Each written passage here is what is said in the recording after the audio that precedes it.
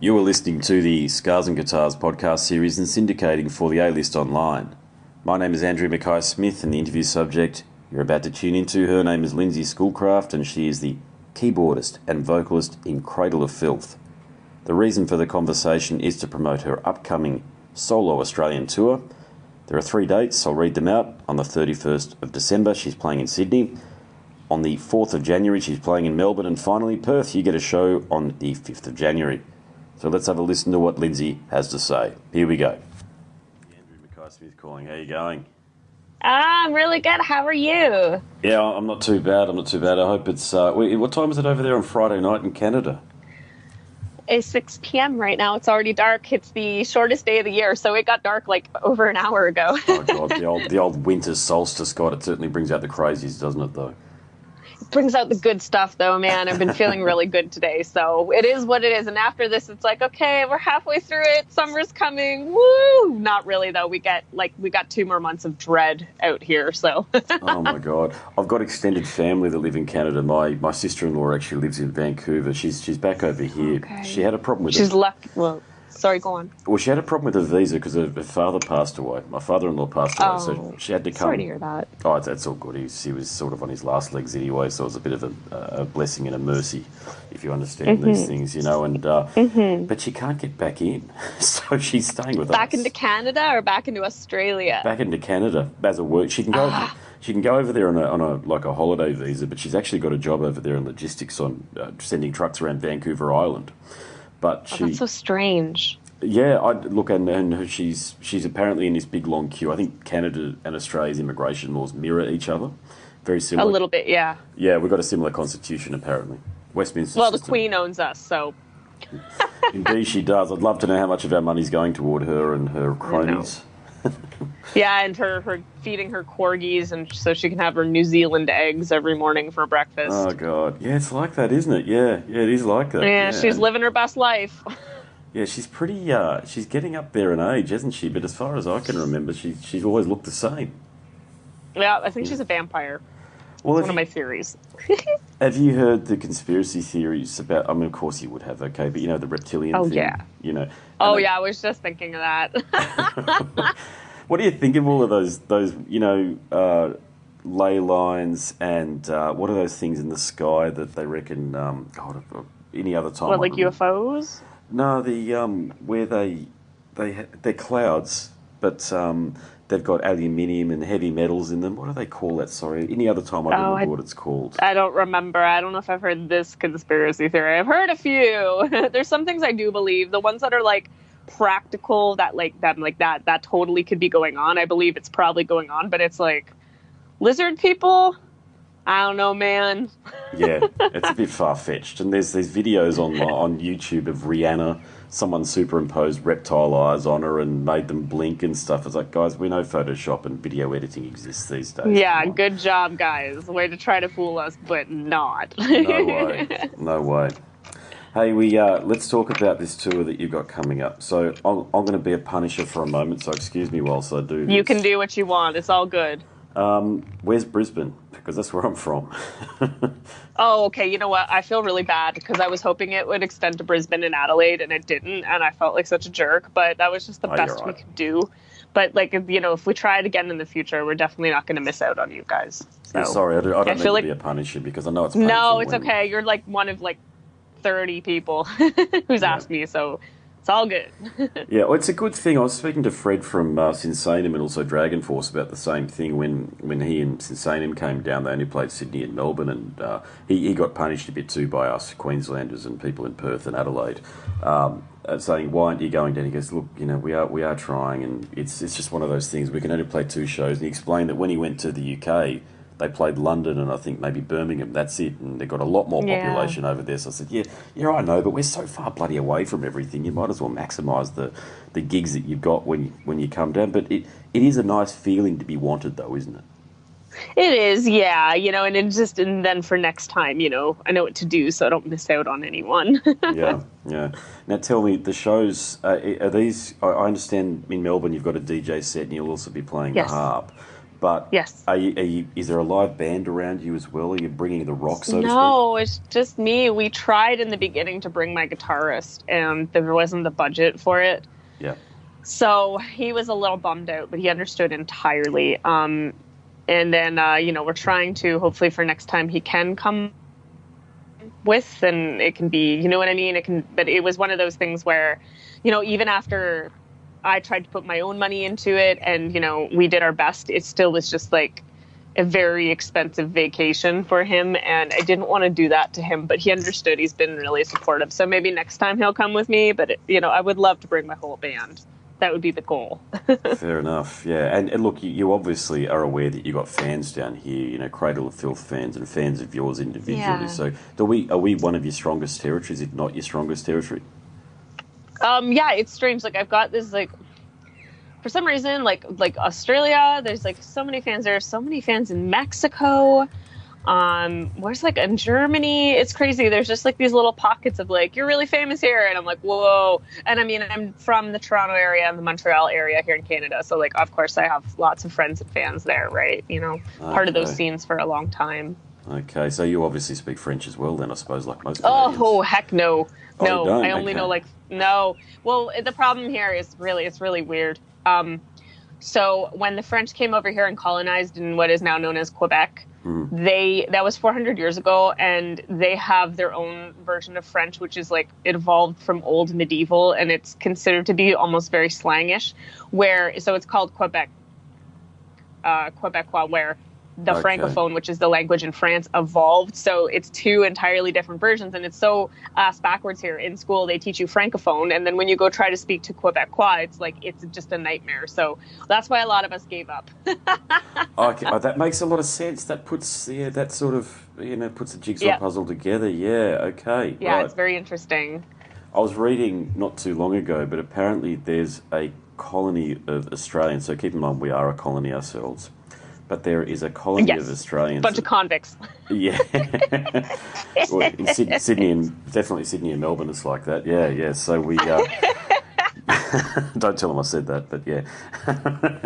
I just gotta rub some salt in the wounds there. What can I say? Oh, look, yeah. I used to play rugby as a kid, and we used to have schools come and tour from England, and it was the first time I'd ever been called a convict or ever heard anybody actually refer to us as convicts. Like I wasn't sure whether they were doing it as like a ribbing, like hey, you're just a bunch of convicts, or whether it was like, you scumbag convicts, we are British and we are better than you sort of thing. It was really hard to work out from their sense of humour. Right. I know Brits are really cold and dry, and oh my God, they're horrible. Well, you've got a bloody tour with them though. How do you do it? How do you not murder them? I honestly have just numbed out the really bad sense of humor and dad jokes. Like when they start thinking they're being funny, I'm just stare at them blankly, and I'm like, unless it's a pun or it's a super clever scenario joke, like, or a play on words, I'm just like, I'm not listening. You know what I mean? Because they just keep going, and it's not even funny, and they tell like the same jokes over and over again, and I'm just like, what is going on? But I love them. They are my family. Richard must be. I had a really good conversation with Richard about 12 months ago or so, but he sounds like he's the guy that you could probably get along with the easiest in the band. Am I right in saying that? Yeah, him and I really get along. He is the biggest music fan I've ever met in my life. He is still such a humble music fan, and he's such a theory nerd. My favorite thing that he ever did is he just, like, we put on Michael Bolton's How Can We Be Lovers If We Can't Be Friends. He sat there and dissected the whole song for me, and I was just like, Rich, I'm just blown away by your knowledge of music, because he's an educator too, and I teach as well. I teach vocals to the best of my ability. So, me and Rich really get along. We can have a lot of really cool conversations. He's just a very cool guy to chat with, you know what I mean? But he still does like getting involved in his dad jokes for some reason. Yes. Oh, he's got to do what he does. And I tell you, the other person that I spoke to, you might not have met him, but was Stuart Anstis, who was Cradle's guitarist in the late 90s. I remember hearing about Stuart. Yeah. Yeah, I had a 4-hour conversation with him, and he's a really, really nice guy. It's 20 years ago, or 20 years since he's been out of the band or so, but I think there's a lot of reverence out there, as you're probably aware, and you probably see the reactions when you're up on stage for Cradle's early material, the stuff off... Well, that's the thing. I mean, we it's really... Okay, There's a big thing about to come out of my mouth. So the Cradle, I feel like, and this is just me being a fan and also a member of the band. I feel that Cruelty, Dusk, Midian, like those are our three strongest albums. Those are beautiful albums. Those are just like, those are the classics. I mean, the stuff before, yes. And, we're never going to like, maybe we will write something, but like, to get back to that, I don't know. You know what I mean? Like, yeah. I don't know. Like, as the current lineup, we're working on the new album in the new year. We have a new, fresh approach. I was really proud of Hammer of the Witches. I think the guys did an amazing job with Cryptoriana. Yeah. And I love this lineup. 2 consecutive albums together, and now we're going to have a 3rd consecutive album. We've been together almost 5 years. That's something really, really special. And that's the thing. We just want to keep that alive, and we want to give the fans something that, do you know what I mean? That they love in the old stuff. And that's the thing. Like, those lineups were legendary. Those albums are legendary. Will we ever do anything like that again? I don't know. If we don't, I'm not upset. If we do, hey, hurrah. But, I'm very grateful that I get to be part of such a legendary band, and even in just a small way. But then I found out on Twitter recently, a fan brought to my attention I'm the longest running keyboardist in the band. I'm like, Jesus, how did that happen? So, not the longest running female singer. I got to beat Sarah by 12 years or something. So, yeah, that's right. Yeah, well look, yeah, it's Cradle is known as a band up until recently, because this lineup seems to have it's become, I would say, if you don't mind me saying this, like in the fans' eyes, probably the fans' second favourite lineup outside of I wouldn't say the foundation lineup, but the one that had Stuart and Gian, or John as they called him, and maybe Les, and also Les. Yeah, that lineup there. And the comment that I made to Richard was that I really felt like Cryptoriana was the strongest album that the band had put out potentially since Cruelty. Wow, thank you. That means a lot. Yeah, look, it's a fantastic album, and look, I must acknowledge that I'm 40 years of age, so I was around for when Vampire came out and this stuff, but I sort of went away from metal for about 15 years or so. And no worries, happen. Yeah, you know how it is. I'm a musician too, but I play funk and disco music and covers. Oh, that's so cool. So very cool. I look very normal and all the rest of it, but I have but metal's always been my go-to, if you like. It's my home genre, if you like. So yeah, I hear you. Yeah, you know what it's like, and I don't even justify myself to anybody. I don't feel like the need. So I've got 2 kids. I'm married. I don't care anymore, really. I'm just going to be me, And yeah, good. As long as you're happy and you're being you, that's the most important thing, right? Oh, absolutely. You got to do what makes you happy, and 1000%. But look, this album Cryptoriana, it's do you get that feedback from the fans? I'm talking about the average punter that turns up with the long hair and whether they've got the wristbands on and the stuff these days or not as otherwise. But do you get that feedback from them at, say, fan signings and stuff, that they really dig that album? Yeah, we got a lot of really positive feedback from the last 2 albums. Like, we were really nervous about Hammer of the Witches because it was our first album together as this lineup, and we were like, oh man, we can't let people down. It was the first time like a full lineup wrote an album together in God knows how long. I don't remember. And it was just like the day before, like I don't think any of us slept. We were all texting each other from the 4 countries that we're from, and we're just like, Jesus Christ, it drops tomorrow. Oh God. And then I'll never forget, we released Right Wing of the Garden triptych, and we went and played Grass Pop, and we played it live, and literally people were singing along with me. It'd only been out for like, oh God, maybe a few weeks, and I almost started crying. I couldn't believe it. Like, people were actually singing those lines with me, and then they just lost it when we bursted into that song, and I'm like, Jesus, like, what is going on? It was just, and the fans have been they love it. They're really loving the last few albums. So, now we're really getting into the mindset of like, production wise and soundscapes, atmosphere. We're really, as this lineup, I think we're really going to move forward with some interesting things on the next album. Yeah. Well, it's been interesting to watch from afar Cradle's evolution, if you like, and something that I talked about with Richard was the contribution of all of the various band members and stuff, because there is a perception out there that it's down. I think back in the day it was called Danny and the Filths, but it's not like that at all, really, as far as the musicians are concerned. You guys do you personally do a lot of writing and contribution toward the finished product. Yeah, definitely, especially our drummer too, and the rest of them. Yeah, it's we still joke and call ourselves Danny and the Filths just because it's funny. Um, we always joke, we're like, oh my god, what did we call?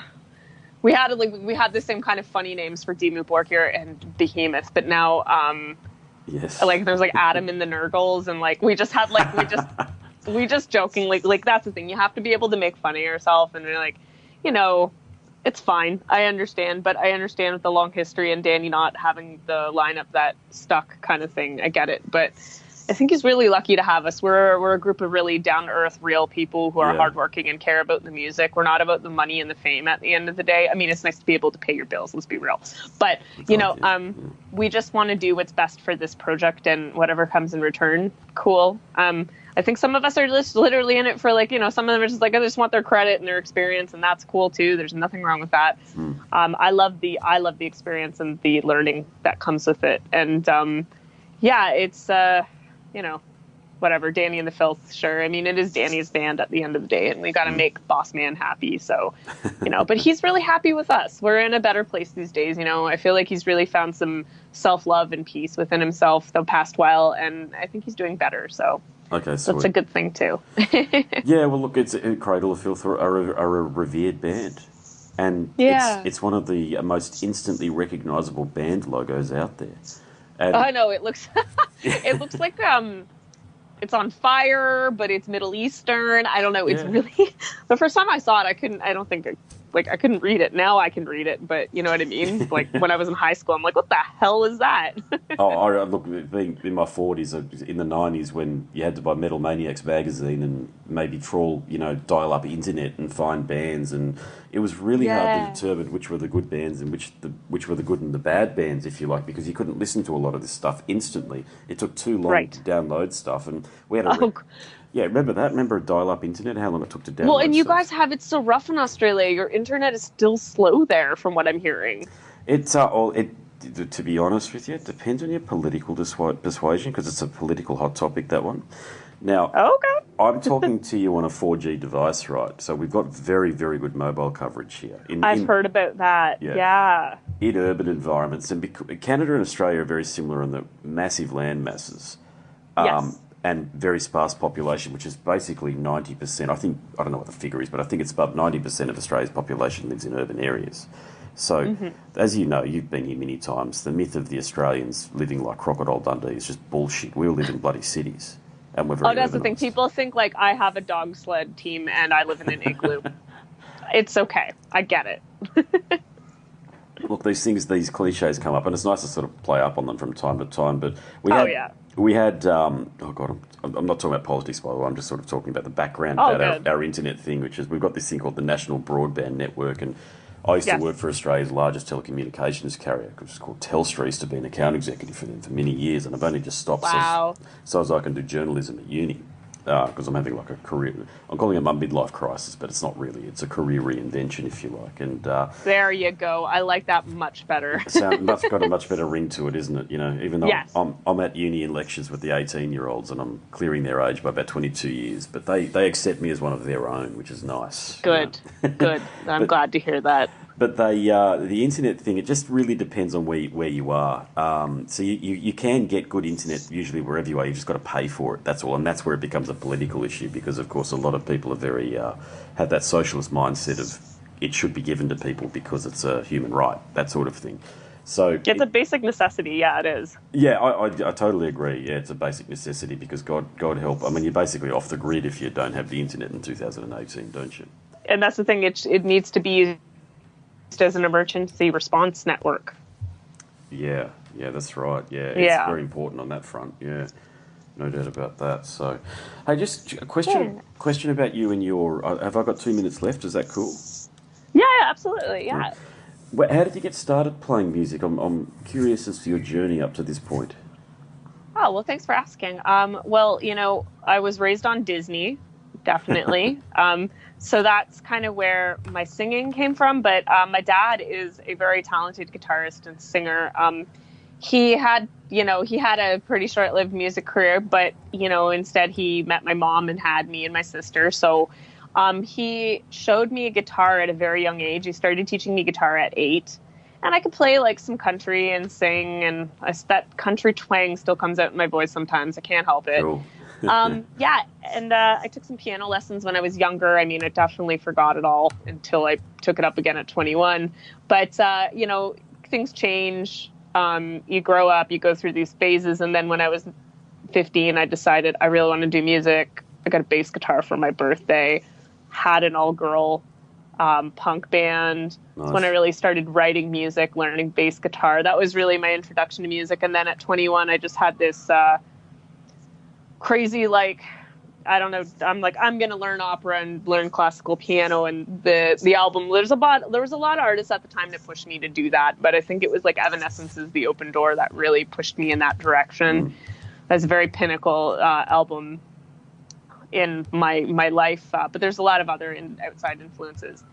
And yeah, and then I decided I'm going to go to the conservatory. And then I ended up in university for only like one semester. And then Cradle of Filth snatched me up, but that's okay. You know, so, I mean, and I'm still learning now. Now I'm kind of on my free times pursuing vocal teaching on the side and different vocal technique and communication and vocal health. That's like a huge thing for me.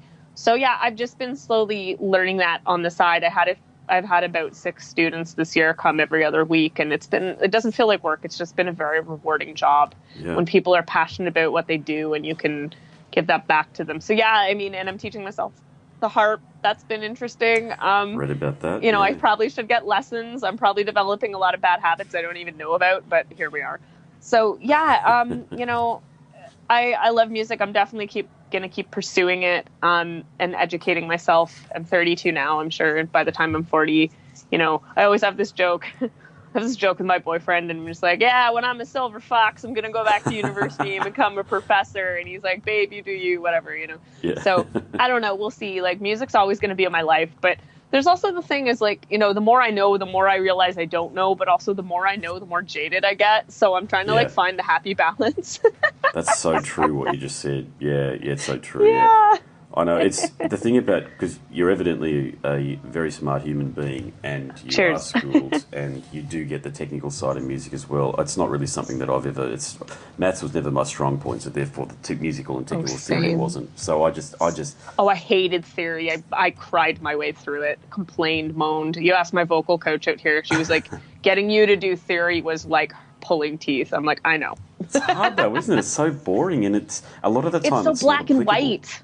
Yeah. You know, I hate it. Yeah, and I don't necessarily buy into the theory that some musicians have put forward, which is that if you learn theory, it puts a cage around you. You're thinking, you're playing. It's like, well, no, I do think there's a lot of advantages to understanding it, because then you can, you understand majors and minors and then the different modes and all the rest of it, and you can really interpret things in a different way. Yeah, and it's like, I believe that if you know, what is it? If you rely on theory to finish your compositions, I think you're lazy. That's just me. Yes. You know, you feel it and you know what you already want to do. Forget about theory. But yeah, when you're going back and going over it again and studying it, like analyzing it, and you do need to add that diminished seventh or whatever the heck you're trying to throw in. It's important to know, you know, it's very important to know. But yeah, I still have this theory. I haven't proven it yet. But I think that the way music has been mapped out, or the way it evolved to like document theory, I think it happened that way because it was just kind of an exclusive thing for rich people, and that's what generated the income for teachers. Is like, well, if you want to learn music, you have to learn how to document it this way. But I don't think it works for everyone. You know what I mean?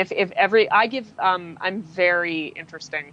My brain gives like every number and every letter a color, and that's how I remember it. Oh, wow. Okay. Because I have dyslexia. So when I'm looking at sheet music, I actually have given every note its own color. Holy moly. Okay. Yeah, I know I'm a weirdo. No, that's fantastic. Yeah. There's something to that. I was talking to an artist, a hip hop artist from Melbourne, who has called herself TRQS, which is turquoise, because it's got a technical term where music is associated with colours, and she was talking to me about it, and she was writing that way as well. She was approaching it writing that way. Sounds like you're doing the same thing. Yeah. You know, sometimes when I listen to a song, I'm like, this song is blue, this song is orange, this song... Yeah, no, definitely. Yeah. I've met a few other musicians who've told me that too. Wow. Okay. All right. I'll better let you go. Thank you so much for the conversation. I wish I could get to one of the shows, but it's I just... know. I feel like you and I could talk forever. Thank you for this interview. It was really, you asked some really good questions and I really enjoyed chatting with you. So thank you. No, it's a pleasure. Good luck with everything. I mean that. Really good luck with Thank everything. you. You are a very Thank you talented so and much. excellent artist. Oh, you're so sweet. Thank you. And you as well. Take care. Enjoy your 40s and your family and, keep living your best life. You sound like you're doing all right. Yeah, cool. Hey, just a final question. Are you cool if I release Yes. all of this as a podcast episode? 1000%. Go for it. Thank you so much. Really appreciate it. You're very welcome. No problem. No worries. Thanks a lot. All the best. Okay. Yeah, you too. Take care now. Bye. Okay, bye. You have been listening to the Scars and Guitars podcast series and syndicating for the A-List Online. My name is Andrew Mackay-Smith, and that conversation featured Lindsay Schoolcraft. Lindsay is the vocalist and keyboardist in Cradle of Filth. Thank you so much for listening.